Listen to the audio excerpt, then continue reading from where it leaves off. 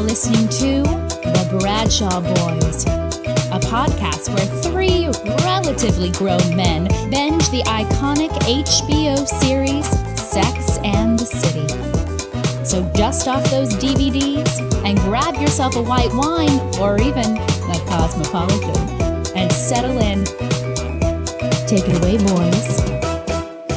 Welcome to The Bradshaw Boys, a podcast where three guys watch their way through Sex and the City for the first time ever. Mostly, I'm Cory Cavin. My name is Jon Sieber. And I'm Kevin James Doyle. And today, again, we're doing something a little different. Getting wacky with it today. Yeah, we are getting so we're getting, we're really showing our personalities today. Ooh. And we're not just watching the show. We're starting to diagnose things. We're getting doctoral on you all. That's right. That's true. Yeah. We some of you guys may have heard our Sex and the City personality test episode where we did Myers-Briggs. We're going to get further even into the personality realm of the ladies. And we're going to do it today in the personality... Enneagram. The Enneagram. Well, and we have an expert on it because last time it was just us rambling. That's true. Yeah, we on didn't the internet. We didn't get Myers or Briggs. No on one with learned anything. us. You just listened to us. People were more confused. Yeah. But you got to hear us take tests for the characters. Yeah. But yeah, Kevin is right. We have an expert on the phone today. This is actually our first call in too. Yeah. We reached out to an expert. She runs an Instagram account called Enneagram and Coffee, and she runs workshops on this thing. She really knows what she's talking about. So we have her on the phone now. Ladies and gentlemen, please welcome Sarajane Case. Yeah. Hello, I'm so excited to be here. Hi, Sarajane. Thank you so much for calling in. Yeah, thanks for having me. Yeah. I will say first off, you're calling from Asheville, North Carolina, one of my favorite cities in the United States. Really? Yeah, I love that. I visited there one time a few years ago, and it was just magical. So there's a North Carolina connection there. And then Cory. I am born and raised in North Carolina, in Charlotte, North Carolina. But I've been to Asheville many, many times and love Asheville. And I will say this, like Asheville is one of the places where when I moved to New York years ago, I didn't really hear many people talking about it. And now Asheville's one of those places where so many people in New York are like, when I get out of this city, I'm moving to Asheville, North Carolina. So many people want to move to Asheville from New York. Yeah, I've never been to Asheville. John, you should move there. I don't think I'm going there though. You're going there? 6 months from today, I will move there. Oh man, No. I'm sad we'll lose you. Yep. Well, And I'll have to call in. We'll call in together. yeah. You and Sarajane will call in from That's Asheville. right. That's cool. It'll be great. Well, Sarajane, tell us real quick. We sort of know, and like the three of us have varying degrees of knowledge about the Enneagram. Yeah. But from an expert, tell us and our listeners what the Enneagram is. Yeah, so the Enneagram is a map of human psyche, and it's basically broken down into 9 specific personality types that all have different motivations, different fears that show up in behavior patterns, coping mechanisms, and just the way that we operate in the world through our character structure. Okay. So is it kind of like, is it like other personality typing systems like Myers-Briggs, or I don't know what other ones are besides Myers-Briggs? I was under the impression that the Enneagram is like thousands of years old, that they it's like been around for way longer than some of the others. Am I mistaken there? Maybe not thousands, So but it's ancient, The right? iteration that we know really came around in like the 60s, 70s. And Gurdjieff is kind of the one who brought it to the States. And his description, we really can't be sure when he found it or how he found it. Like he kind of says he got it from Afghanistan, and but there's really no way to have like proof of that. But we do know that he passed information on to other teachers when he came to the States, and really the iteration that we know with the subtypes and everything really formed in the 60s and 70s. Got it. Okay. And there's a New York connection to that too, isn't it? Isn't there a guy named Don Rizzo? Is that his name? Yeah. Rizzo had some guys. Yeah. I think one of them lived in New York City, I'm pretty sure. So there's I love that. a New York City connection and a Sex and the City connection. So I guess the reason why we did this and is because the girls have such specific personalities, and I think that's one of the reasons why the show any show like Seinfeld and Friends, but this is the show we're watching. They connect with people, I think partially because they see themselves in the personalities, and then it creates, I don't know, a way for people to relate to the characters and then relate to life. So before we get into that, diagnosing the girls and talking about that, do you have any sort of relationship to Sex and the City? Have you seen the show? Are you a fan? Have you ever been to New York? Could you give us a little bit about that? Yeah, so I had my high school, early college relationship to Sex and the City for sure, where I would like daydream about wearing all the fancy clothes and like moving to the city and making a name for myself and writing about my love life and people paying me for it. And then I went to New York City, and no offense, guys, it's just not for me. And I was like, wait a second, this isn't what they said it was going to be. Took the subway one time and was like, what is that smell? Yeah. I'm out. Yeah. I was like, where are all the trees? Yeah.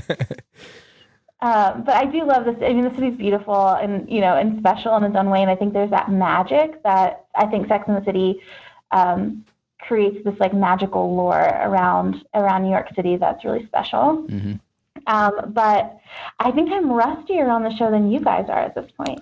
Yeah, well, I don't really know less. We're in the middle of season 4, and but I feel like we don't know the whole show yet because we're watching it all the way through. Yeah. But I'd say we're starting to even see some different sides of like some of the women, Samantha, and so I feel like we know the show. I would say well enough to talk to you about their personalities. Yeah. I think we know the character archetypes pretty well. Yeah, that's important to say that we're only doing the characters until where we are in the season. That's so true. If something big and major happens that changes their personality or their motivations, we're not privy to that, but we'll go with what we know. Yeah. So let's do all 4 girls and let's choose a first one. Well, what I think would be important to understand is the description types of Enneagram. Okay. And we know That's true. there's 9. There's 9 types.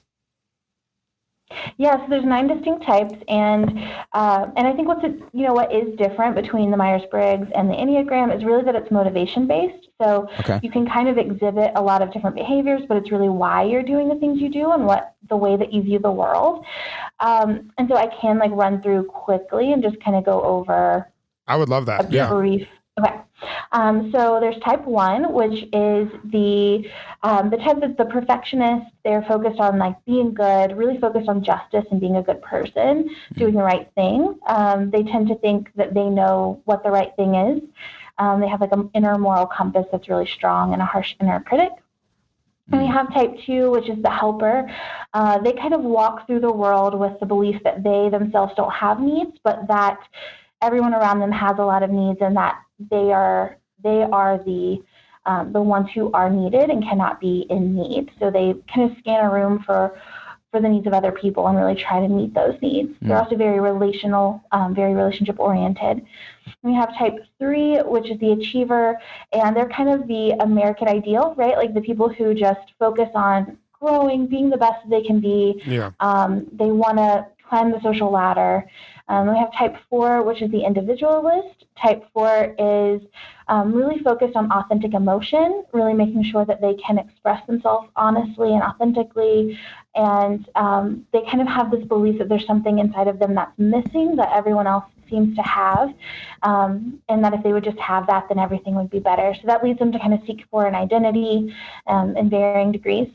And we have type 5, which is the investigator or the observationist or the observer. So they really moderate their energy. So they kind of have this belief that their energy levels are always depleting and they have to replenish them. They also, their fears of being incompetent or incapable. And so they kind of fill that space with knowledge. And they usually become an incredible expert at usually 1 or 2 things and can really become an expert in their field. Then we have type 6, which is the loyalist, and the type 6 is kind of this push-pull with authority where they're really testing authority. They're always seeking out the truth that maybe isn't being spoken, kind of testing people, wanting to prove that they can be loyal to them, because once they are loyal, they're usually loyal for life. And type 6 is also, they tend to really they tend to give up their inner authority and really seek feedback for permission to do the things that they want to be doing in the world and make sure that what they want to do is okay to want to do. And we have type 7, which is the enthusiast. This person, they're motivated by freedom, by options, by not being restricted or limited. They fear being trapped in emotional pain, so they really seek out happiness and happy experiences, and tend to like to keep their options open, which can cause them to not commit, or can cause them to want to really overindulge in the good things of life.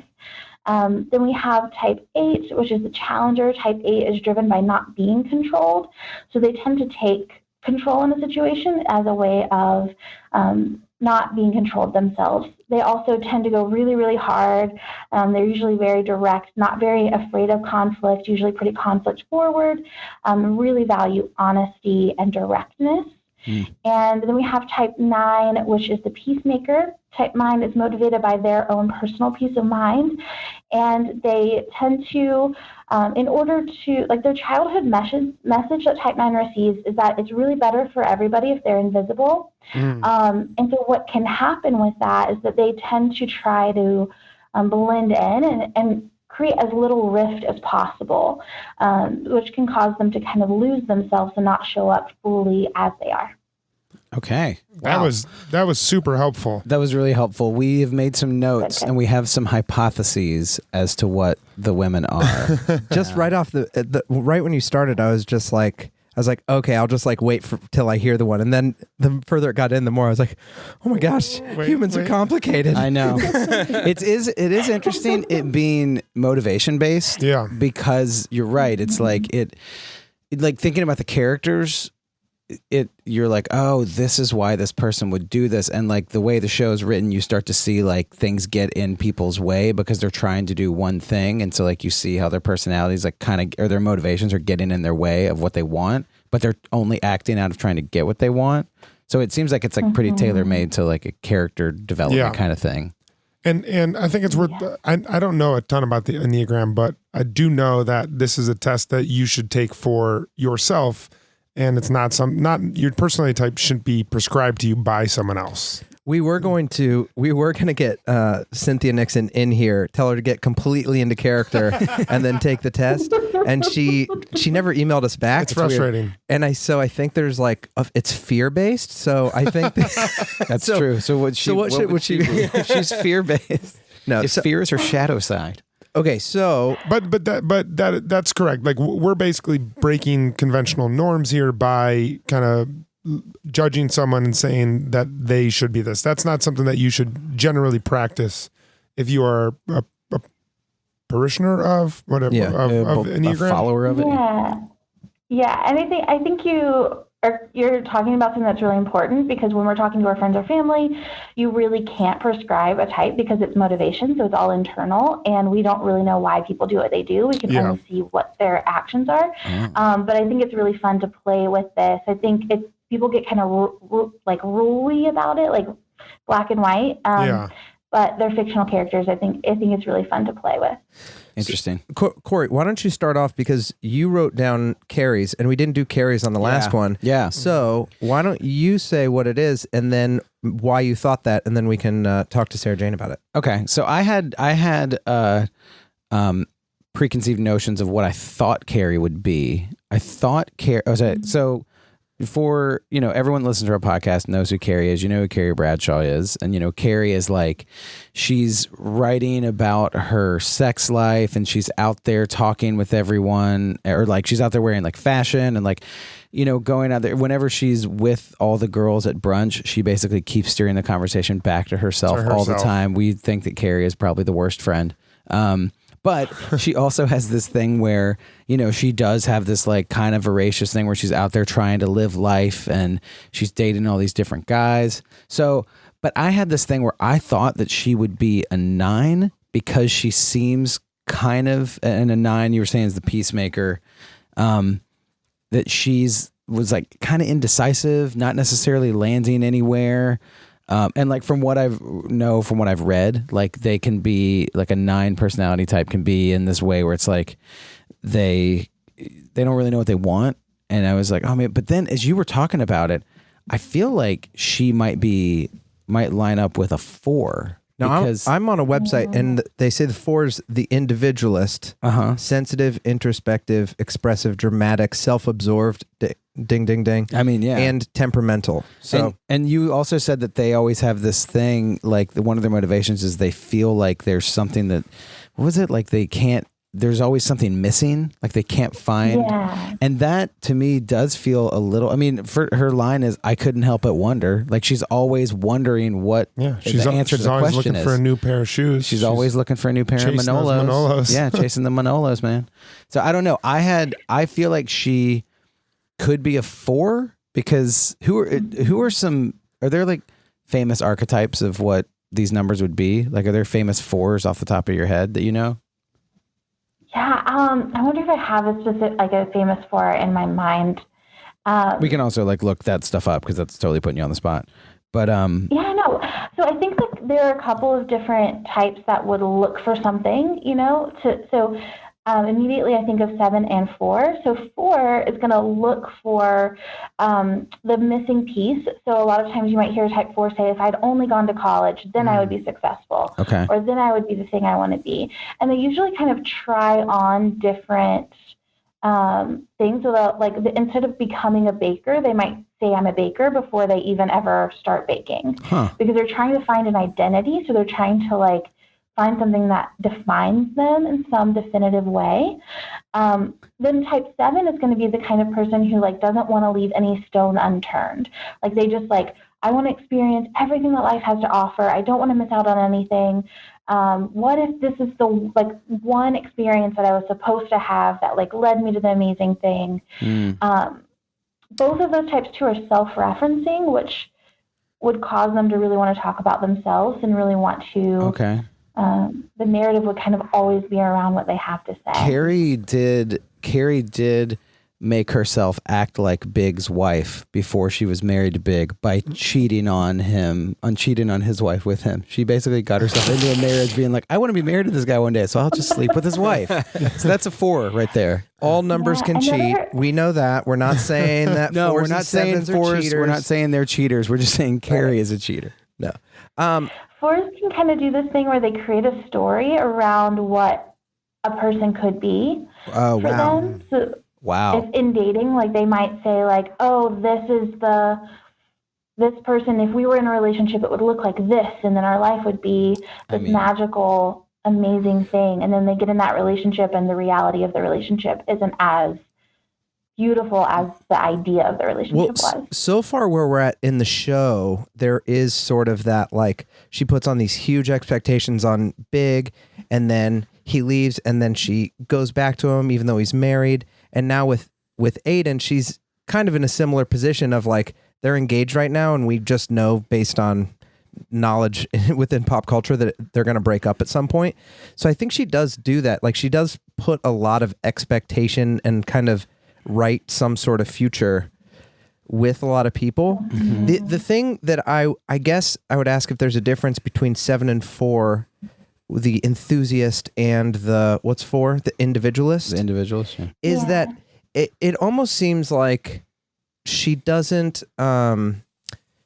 do experiences to be oh, I love experiences. If she went to Disney World, it wouldn't be to have fun at Disney World. It'd be oh my gosh, this will be a great thing to write about, to report on. Yeah. I would love to talk about what we all think motivates her. We're talking a lot about her relationships, but what is it that's driving her to buy clothes and shop so much and want to live this New York lifestyle?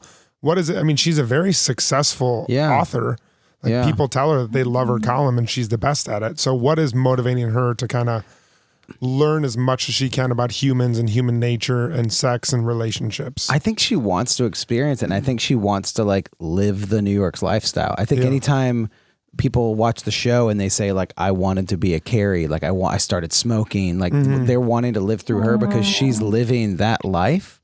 So I do feel she kind of, even when you watch the opening credits and Sarah Jessica Parker's kind of looking up into the sky, as she's walking to get splashed by a bus, I kind of feel like she is living in her head, wanting to live that fantasy all the time. Yeah.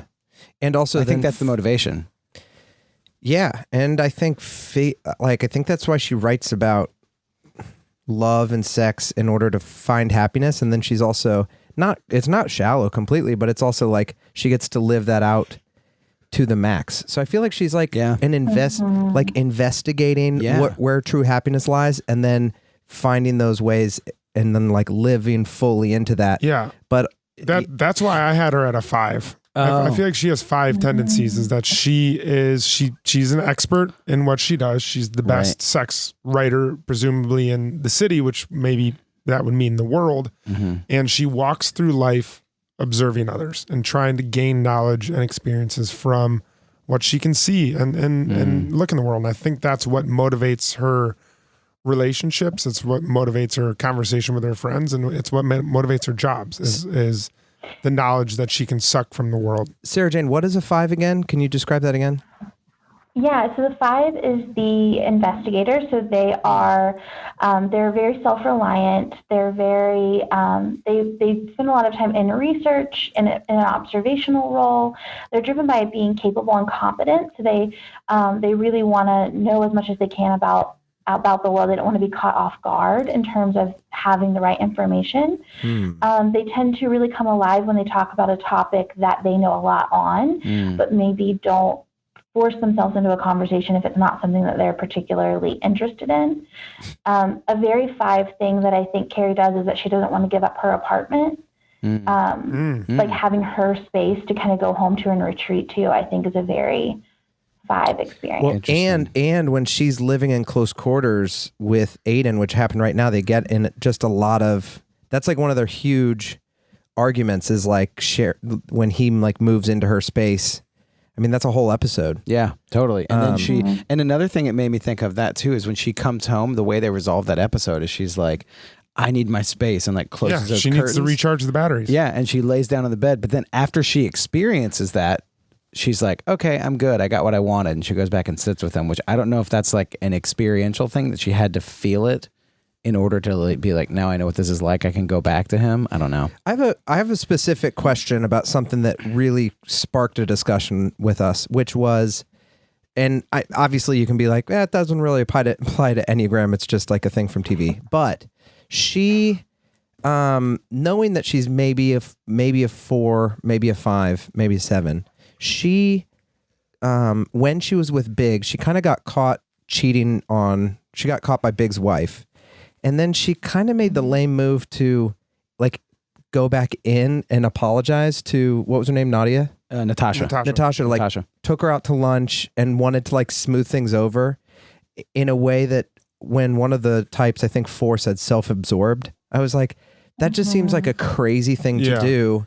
Is there any sort of, since it's motivation based, like maybe why someone would do something like that? Yeah, so I could see a type 2 wanting to do that because they wouldn't want anyone to not like them. Like they would want to ensure that people liked them. And I think a type 7 might do that because they want to move on from the guilt because they just want to be in a happy space. A type 4, I think a type 4 maybe and a 5 both might be more inclined to not take action on that. Like they're going to be a little bit more action repressed, and less like inclined to pursue other people. They might want to be pursued, but may not pursue that themselves. So maybe, yeah. Well, I think it's interesting because she's the central character. And so I feel like in some ways when you're the central character of a TV show and then have to write, be the most relatable, there has to be such a mishmash of like, and we see that sometimes character wise, you're like, she's like got a broader spectrum sometimes because that could be why everyone sees a little bit of Carrie inside of them. Like, there's things that Carrie does where I'm like, whoa, I operate just like that. And that's there's big. other things. Yeah. That's big, you saying that, because you are not don't care for her. Don't care for her. That's why I think I thought at one point that maybe she was a 9, because don't they say that 9 encompasses a lot of the types in one? They can kind of like chameleon themselves. Yeah, absolutely. They can kind of, a lot of times they say when you're typing as a 9, you might relate to all the numbers except for 9. because you really kind of merge a little bit with the people you're engaging with to make them comfortable. The peacemaker, easygoing, self-effacing, receptive, reassuring and agreeable, complacent. Yeah. Yeah. Let's because we have 3 other women to go through. Let's get an official number for Carrie. I have one. Let's everybody have one in our head. Okay. And then we can say what it is and do 5 seconds of why. I have mine. But I want to wait until you guys have yours. But I have mine. John, do you have yours? I don't have mine. I don't have mine. I'm going to say... I just want to hear yours, Kevin. I am going to say that she is a 4, which is the individualist. And I say that because it said dramatic and self-absorbed. That's my main reason. And I do think she is an individualist in certain ways. So liking her own space and I feel like the individualist makes sense to me. That's why she like has her own column. She likes to write out her own thoughts, and she really likes to think about her take on the world. So that's I feel comfortable saying she's an individualist. I'm gonna go with a 5. Okay. I still think she's walking through this world trying to get as much knowledge as she can. And we saw last week when she was out at that new bar, she eventually got sick of the social situation and needed to head home to Aiden and recharge the batteries. So a little secretive, an investigator. Yeah, I can see that. Yeah. I'm gonna also go with a 4. I was really leaning towards a 7 when you were talking about how she would want to just absolve herself of guilt by just getting it out there. And I feel like she has a lot of moves like that. But the thing, I think it's funny, and I agree with what Kevin said about how she can be self-absorbed, but also they say that, the introspective thing. I feel like she's incredibly introspective. That's the whole thing of the show. She's always sitting down, being like, what's the question of the week? I couldn't help but wonder. And she's constantly processing through what it means to like ask these questions and live like this in New York. So I would say a 4. You know what's awesome though? It's like we have an expert with us in our presence right now. And so she can tell us how wrong we are. Sarajane, do you have a thought on what Carrie Bradshaw's Enneagram number is? I'm torn. So I'm torn between 6 and 4. So I think swing and a miss for this guy. That like I see the like aspect of like living your life and reflecting on it and sharing that with people. I think that's a very 4 experience. And then I kind of see like that indecisiveness, the really relying on her friends for feedback, the way that she keeps giving big chances over and over and over again. She's like very loyal to him. And she kind of has a little bit of anxiety, I think. So I kind of think 6 or 4. Those are the 2. And for 6, it's the loyalist. This thing I'm reading says committed, security-oriented type, engaging, responsible, anxious, and suspicious. Suspicious, certainly. Wow. Well, that's great. I mean, I'm looking on a website that says famous 4s, and Prince was a famous 4, and he was really into fashion. Yeah. So it's possible. It adds up. Well, for 6s, some famous 6s, I have Mark Twain, and he was a writer. There you go. And also Sigmund Freud, who is kind of, I don't know, he was the original sex column. It's true. I couldn't help but wonder, why do these young boys want to fuck their moms? Kind of knows Trey, and Trey wants to fuck his mom. So okay, so it's she's a 6. 6 degrees of Enneagram. Carrie Bradshaw. All right, so that's where we're at. No, I think a problem that I have is I think everyone is a 5. Yeah, because you are. I think it's because I am. I just want everyone to be like me, I guess. This is pretty awesome. Dude. Thank you. On this website, it has one of the most famous 6s of all time, Lord of the Rings, Frodo Baggins. One of the most famous of all time. Oh man. Well, she is on a search. She is about to destroy a ring pretty soon. So, dude, could you imagine a fan fiction of Carrie and her friends going to Mordor to destroy the One Ring? Real quick, just 2 minutes, not even 2 minutes, 1 minute. If we do, it's Carrie. Who's her Samwise Gamgee? Is it Charlotte? Dude, Samantha. Who's Smeagol? Who's Gollum? Turtle. Love it. Okay. All right, All right, cool. We that was great. We spent a lot of time on Carrie. She's the main character. Yeah, let's pick up the pace Samantha? a little bit with the other women. Well, let's go to Samantha. Who do you want to go with? Sam Jones. Samantha Jones. Okay, so Samantha Jones, quick flyover. We know who she is. She does PR. She's super sexually free and doesn't like to be tied down except when it's in sex. She's dated a ton of people. She's really adventurous, and she likes to speak her mind. And she's also a really good friend to the other women. Insanely loyal. But I think her motivation is pleasure. She's a hedonist. She is motivated by her sexual fulfillment. I would also say her motivation is independence. She doesn't want to be. Yeah. She doesn't want to be held back by anybody. Yeah, and freedom and adventure and not being tied down. Yeah, I think are one. But it seems like, and we've talked about this. Like sometimes it seems in a way that since it's television, not always completely emotionally grounded.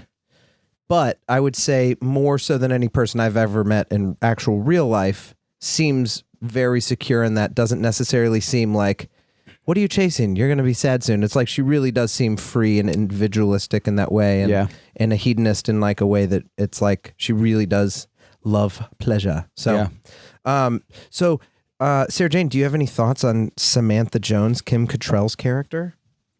Yeah, I think like she feels like the most straightforward in this sense. So I think that she has a lot of those 7 tendencies, a lot of that, like, I want to experience all the pleasure of the world. I want to leave no stone unturned. I want to experience everything. Options are the best possible thing. Yeah. Don't tie me down. She's also extremely confident, and 7s tend to have like a strong sense of self-worth. And then she has a lot of 8 too, where she's just not afraid to say things straightforward. She's not really concerned about whether you receive what she has to say well or not. And that loyalty and protectiveness of an 8 over her friends, and that like she has kind of that ooey gooey warm heart with like a hard outer shell, which is a very 8 experience. Do you know what on this website I'm looking at, which is the Enneagram Institute? That sounds legit. Is that legit, or is that just made up legit? Yeah, super legit. Okay. Legit? Okay, it says for 7s, which that was my first note that I put down was Samantha 7. Yeah. And their basic desire, it says on this website, the basic desire of a 7 is to be satisfied. Which, that like is in a Samantha Jones, in just like a very pure sexual sense, is like she would be pretty straightforward about that. And it says to be satisfied and content, to have their needs fulfilled. I mean, come on. I mean, that's her right there. Yeah. But also good to know Galileo needs to be fulfilled as well. He's a 7 as well. Yeah. You mentioned that she had some 8 tendencies, and I know there's a thing in Enneagram called the wing. That's like, so you can be like, it's kind of like primary and secondary. Is that what that is? Yeah, so you can really lean into one of the types on either side of you. So as a 7, she could have a 6-wing or an 8-wing. Okay. And I would be shocked if Samantha wasn't a 7-wing 8. Really? 8. Yeah. 8 says the challenger. Sorry, I need the title. The title always helps me. Well, I'm looking on Enneagram Institute, which we know is legit now, and they say the 7 with an 8-wing is the name they give it is the realist. Which I would say Samantha's a realist. Extremely well, that's kind of how she like drops that great advice to be a friend. Like, she'll let you go your way, but she'll also be like, not going to sugarcoat anything. She's done that to multiple people in the show. And if they said like screw you, she'd be like, well, screw you. Like that's fine. I was just saying it like I see it. Yeah. Totally. She calls them like she sees them. You know who else is an Enneagram 7 with an 8-wing? Who? Iggy Azalea. Because she says, first thing first, I'm a realist. First things first, I'm a realist. Enneagram 7, 8 with the... Can't rap. All right. I thought you were going to say me because I'm a 7-wing 8. And you are? You were going to be like, you know who else is a 7-wing 8? That was a very 7 experience of mine to be like, this must be about me. Well, do you relate to Samantha then? Okay, so they say that the character that on a show that annoys you the most is probably the one that has your number. And so I think Samantha kind of irritates me the most because she struggles with the things I struggle with, you know? Wow. I'm like, just make different choices. But, That's so but I'm just interesting. out here making all the same ones. Okay. That's really interesting. I feel like I think that's what she is. Let's go to, you guys want to do Miranda or Charlotte next? Let's do Charlotte next. Let's do Charlotte. We'll end with Miranda. Yeah. Yeah. Because we should all be Mirandas. We should all be Mirandas. So Charlotte is, I'll say a little. She works at an art gallery. She's very professional. This just comes to mind. She has a very like proper, the most like classic way of dressing, like very like upscale. I don't know, waspy, but like not like I mean, I don't know. I don't know enough female clothing brands, but just like I think always like upscale J. Crew, J. Crew, I'd say exactly. Ann Taylor. Taylor Loft. Yeah. Loft. But she has an intense desire and has from the beginning of the show to be married and to have children. She lives on the Upper East Side in like she wanted to have like a classic 6 or something like that. It was like a very well-known type of apartment to have that is sort of she sort of reminds me of someone maybe from like a liberated person like from the 50s that's like, this is how it is. You get married, you have kids, you live in this place. Yeah. I think image is very important for Charlotte. Image She has to fit with the image that she has in her mind of what she is. And I think we saw that in the last episode with Home and Garden magazine that wanted to do a special with her. Yeah. Yes. She had to appear this certain way. And she had to wear very important to her. Yeah, she had to wear her pearls. Yeah. And then she also when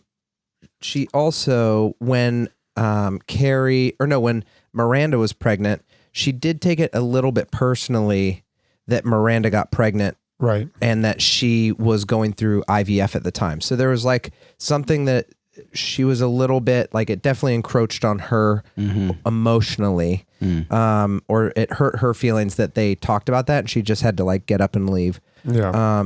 And then also, I don't know, I think any number is probably susceptible to this, but it's important to note she did get crabs in the Hamptons. So that's true. I don't know. I think that goes around the circle of the Enneagram. Yeah. It's like anyone can get crabs, but I just wanted to say she was pretty chill about it.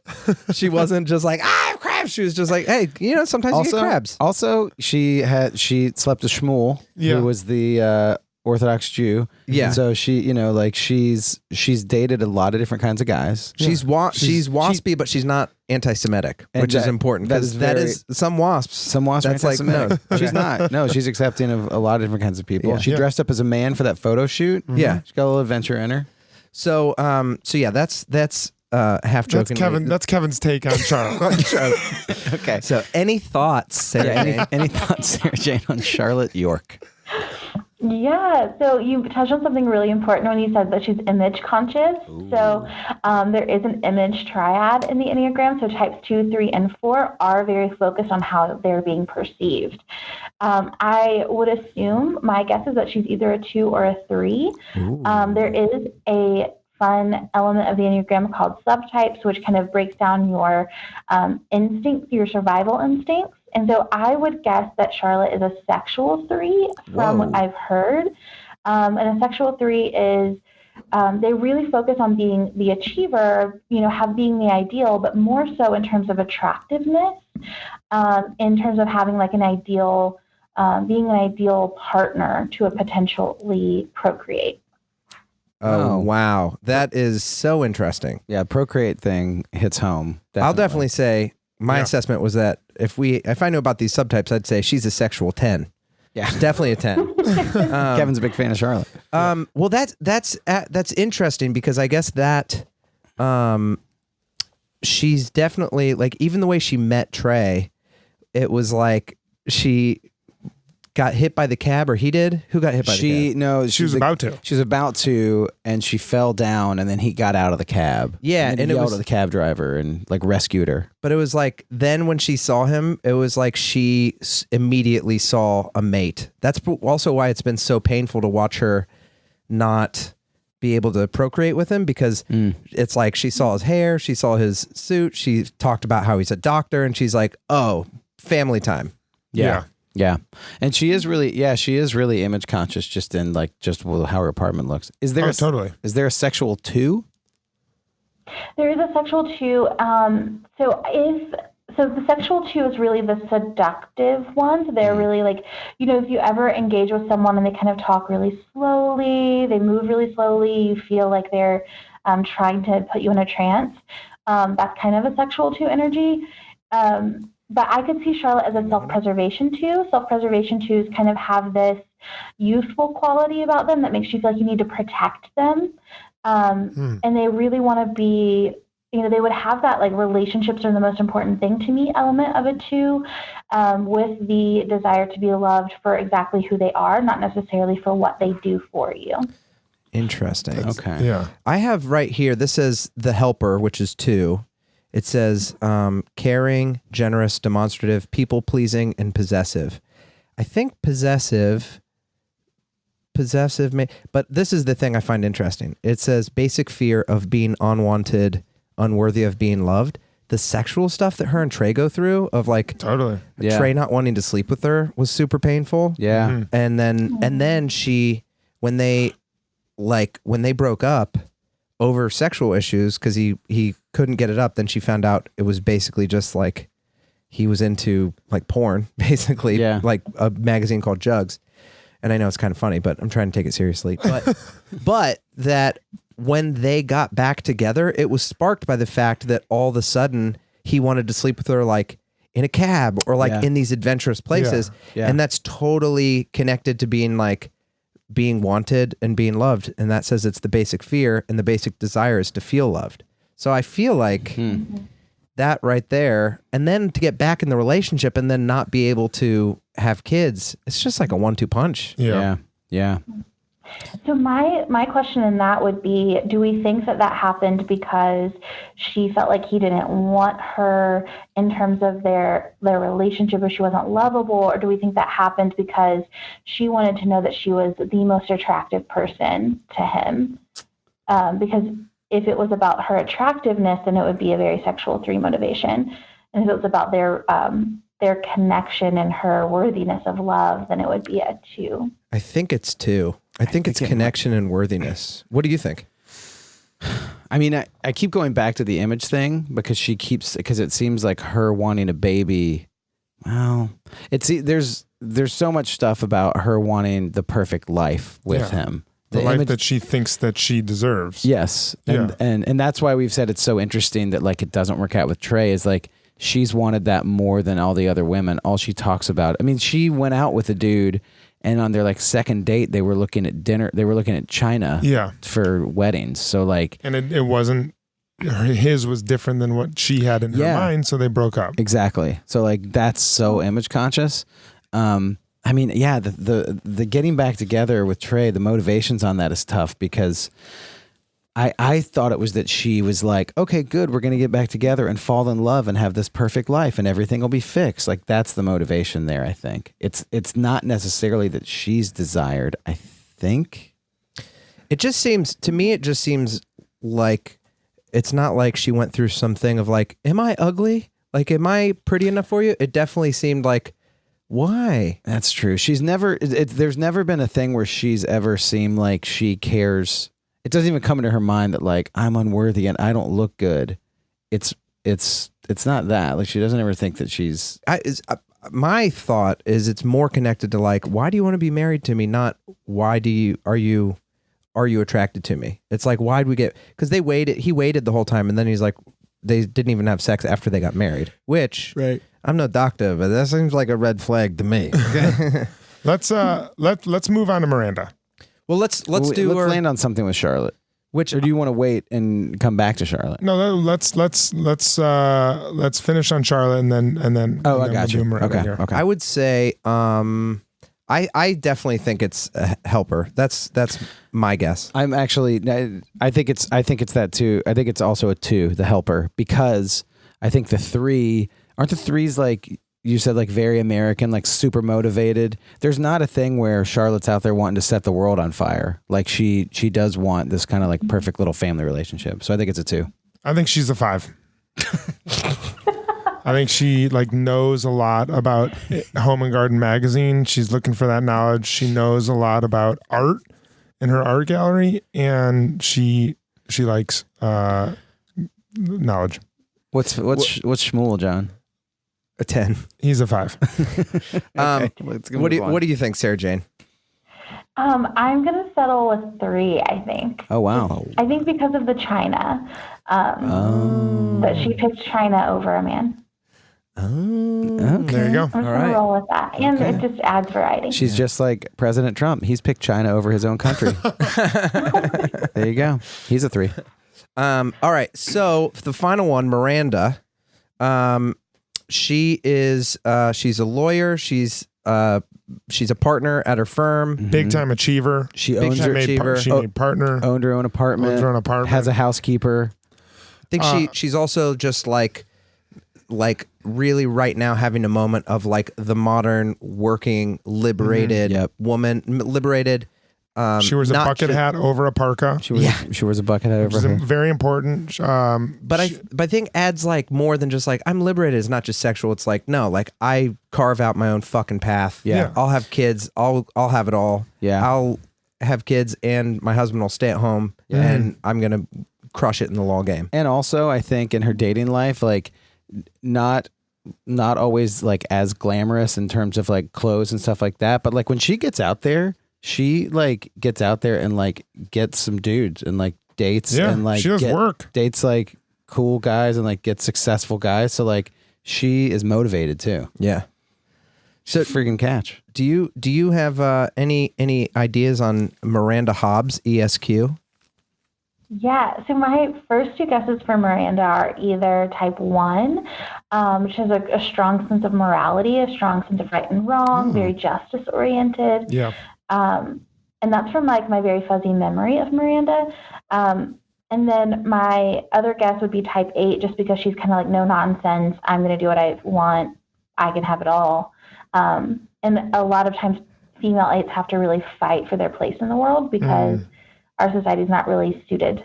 And so I kind of really see Miranda as like a trailblazer. Ooh, yeah. Well, it says type 1, the reformer. Is there something that like very highly motivated lawyers, is there one of, I don't know. Do you ever think about like people's jobs end up more in certain things? Well, couldn't like anyone, like couldn't a lawyer be any number? Because it's all depends on what motivates them. Do they want people to be? It could, but I would guess that there are more musical theater performers or more extroverts than introverts. You know, I don't know. Maybe not though.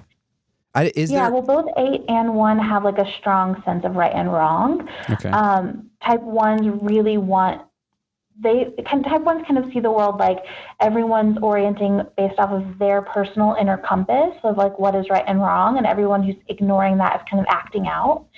Type 8s tend to think like my way is the right way, and you know, everyone needs to follow, and they will like tell you directly, whereas a type 1 might kind of quietly criticize themselves, and therefore that can come out as criticism toward other people. That's super interesting. Well, I think she's an 8, and I don't care what you guys say. Well, the challenger, that's 8, dominating type, self-confident, decisive, willful, confrontational. I feel like she's definitely open. I'm thinking of that at thrift shop with Carrie, or they were in a store of some sort. Yeah. That was when they had that big blow up fight. That was definitely her confronting her. And I also don't really see her much like quietly criticizing herself. Like there are times when she'll get a little bit like that, but like when she was eating chocolate cake out of the trash and stuff, like she didn't like then go back and be like, what am I doing? Why? She just kind of shrugged her shoulders. She criticized herself pretty harshly when the Chinese food restaurant knew her order. That's true. She was shamed into that. Yeah. But when Magda, her housekeeper, found her vibrator, and she was like, here's the deal. This is mine. Yeah. Like I'm a single woman who has an apartment and I use battery operated sex devices. I'm decisive. I'm willful. I'm confrontational. Leave. I am Miranda. I am Miranda Hobbs. Hear me roar. I wrote that was one of the other notes I put. I put down 8, and when you said 8 and rethinking about it, I think she's an 8. I think she's a challenger. Cory, what do you think she is? I think she's an 8 as well. She's clearly a 5. Let me tell you why. We don't know what kind of law she practices, but if she's like some sort of tort or contract lawyer, she's going to need to spend a lot of time gaining specific knowledge about cases, laws. And I think she is in her office a lot, draining her energy, and then she needs to go home, be with her vibrator, be with her Kung Pao chicken to recharge her battery. She's clearly a 5. I rest my case. Okay. Sarajane, what do you think? I think she's an 8. Damn it. well, John, do you think in the wing game, do you think she's got a wing at all? I think she would have a 9 wing. She's really, she feels really grounded.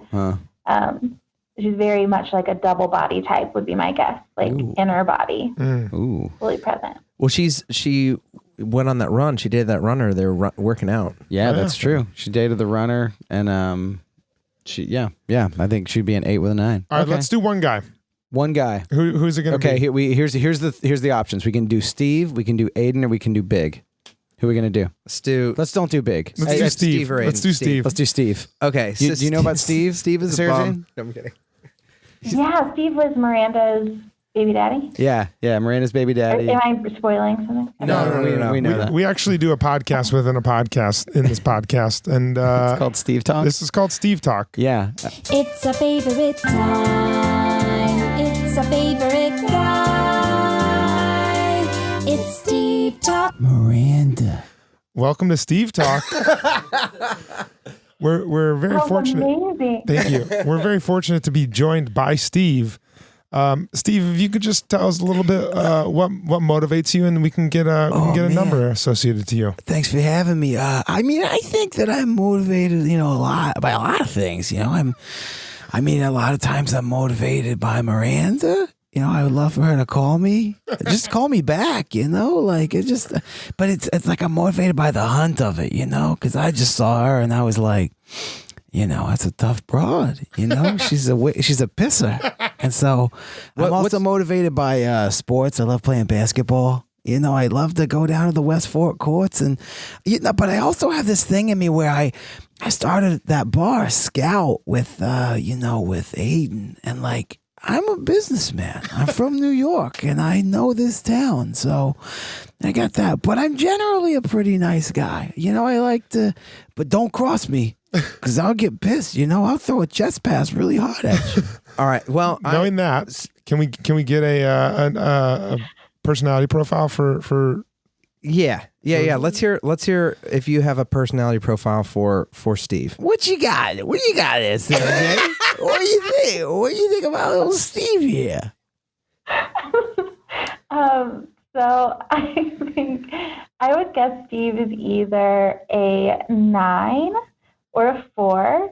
I think because either way, I think he's action repressed. So I think he's like less inclined to be action forward. I think he's really interested in making Miranda happy. Yeah.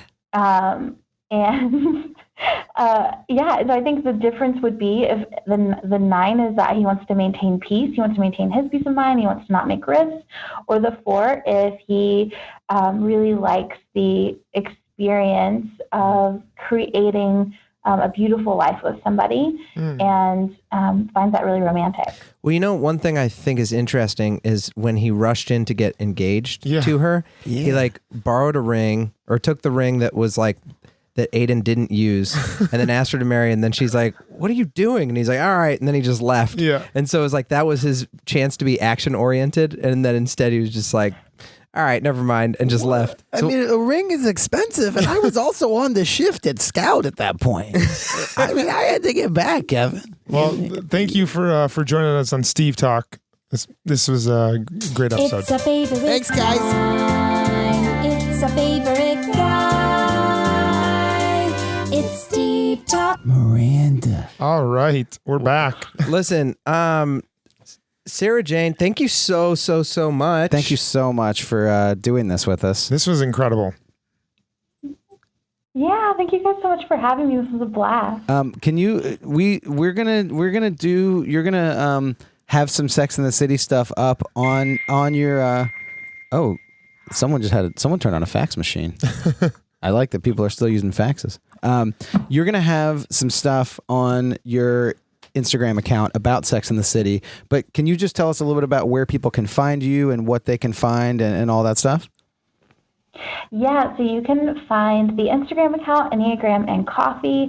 Over there, I do lots of different Enneagram-related memes and posts, and we're going to have a Sex in the City one coming very soon in collaboration with you guys. And then I have a podcast called Enneagram and Coffee as well. And if you want to hang out with me just as a person, I have a personal account called Sarajane Case, where I do a little bit more just outside of the Enneagram talk.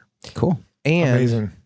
And you do conferences, and what better reason to go down to Asheville and do like a little private sesh. Yeah. Learn about your personality. Yeah. Well, thank you so much. I hope this was enjoyable for you. We got so many messages on the last one, and it's helped us learn more about ourselves as well. Yeah. So really, thanks for taking this seriously and doing this. We really appreciate it. Yeah, this was amazing. Yeah, absolutely. This was a blast. Yeah, we'd love to have you, and we'd love to have you come to New York, and we'd love to watch an episode of Sex and the City. That'd be with you. amazing. That'd be so great. All right. Well, that's my living dream. Next time you're here, look us up. All right. We'll see you. Thank you, everybody, for listening. Thanks, guys. Talk to you soon. Bye. Bye. The Bradshaw Boys stars Cory Cavin, Jon Sieber, and Kevin James Doyle. The show is produced by Jeremy L. Balon. For more information on the guys, check out their website at bradshawboys.com, on social media at The Bradshaw Boys. And if you see them in the street, tip your glass. Thanks for listening.